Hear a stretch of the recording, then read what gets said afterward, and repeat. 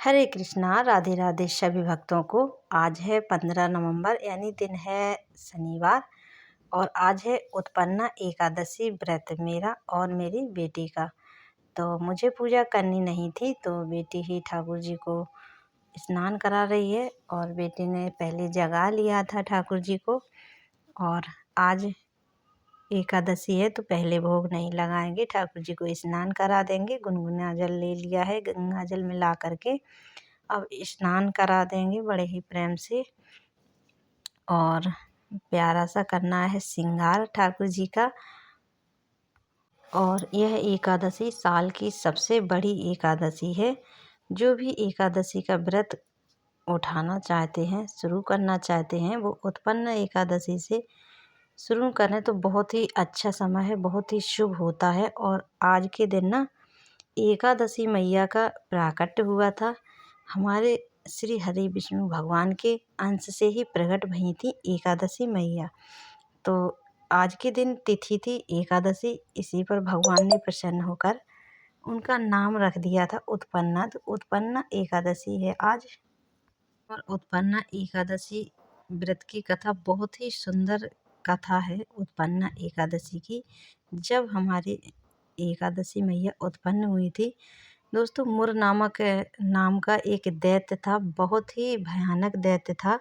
सतयुग का समय था। मुर नामक दैत्य ने देवताओं का सिंहासन छीनकर खुद देवताओं पर अपना अधिकार जमा लिया। तब देवताओं में हाहाकार मच गई और सभी देवता मिलकर भगवान शिव के पास गए। तब भगवान शिव ने कहा देवताओं कि आप श्री हरि के शरण में जाइए, वही इस दैत्य का संहार करेंगे। तो सारे देवता मिलकर हमारे श्री हरि विष्णु भगवान के शरण में गए, जो कि योग निद्रा में थे। और वहाँ जाकर देवताओं ने सारा हाल सुनाया विष्णु भगवान को। तो विष्णु भगवान स्वयं चले युद्ध करने के लिए। भयंकर युद्ध हुआ मुर नामक दैत्य के साथ। वहाँ युद्ध हुआ विष्णु भगवान का। और तो विष्णु भगवान भी मुर नामक दैत्य को परास्त ना कर सके। तो भगवान युद्ध करते करते बद्री का आश्रम पहुँचे। वहाँ एक गुफा थी, उस गुफा में श्री हरि भगवान नारायण लेट गए तो विश्राम करने लगे और वो सो गए। तभी मुर नामक दैत्य भगवान विष्णु को मारने के लिए आया। जैसे ही वह प्रहार करना चाहता था भगवान पर, उनके अंश से एक दिव्य तेज कन्या उत्पन्न हुई और उस मुर नामक दैत्य का संहार किया उस कन्या ने।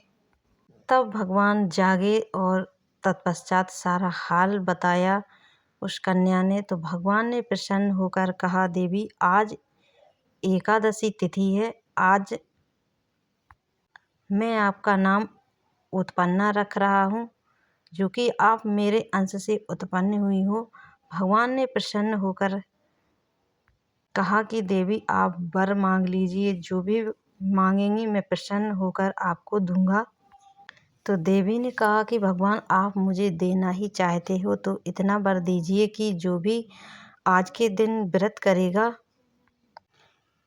तो उस पर आपकी विशेष कृपा प्राप्त होगी उस भक्त को, और आज की तिथि एकादशी के नाम से विख्यात हो। तो तभी से एकादशी का व्रत प्रारंभ हो गया।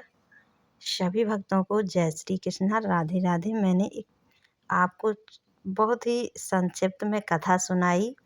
अच्छी लगी हो तो प्लीज़ वीडियो को लाइक शेयर और चैनल पे न्यू है तो सब्सक्राइब अवश्य कर देना।